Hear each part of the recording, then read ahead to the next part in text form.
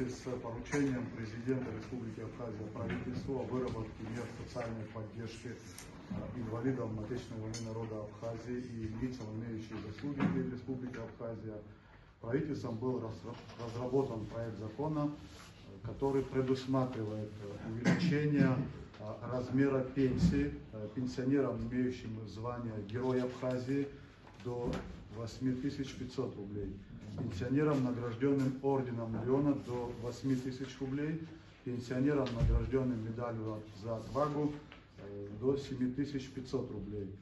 Также законопроект предусматривает увеличение размера пенсии инвалидам первой, второй и третьей группы Отечественной войны народа Абхазии, соответственно, до 13 тысяч рублей первая группа, 10 500 вторая группа и 9 500 третья группа. Семьям умершим инвалидам Отечественной войны народа Абхазии, семьям добровольцам, погибшим при защите Республики Абхазия в период с 1993 года по декабрь 1994 года.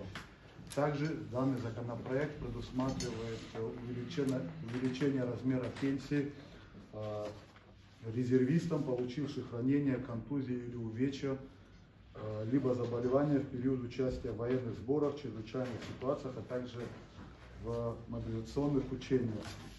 Также предусматривает увеличение размера пенсии резервистам действующего состава резерва, погибших при участии в военных действиях, чрезвычайных ситуациях.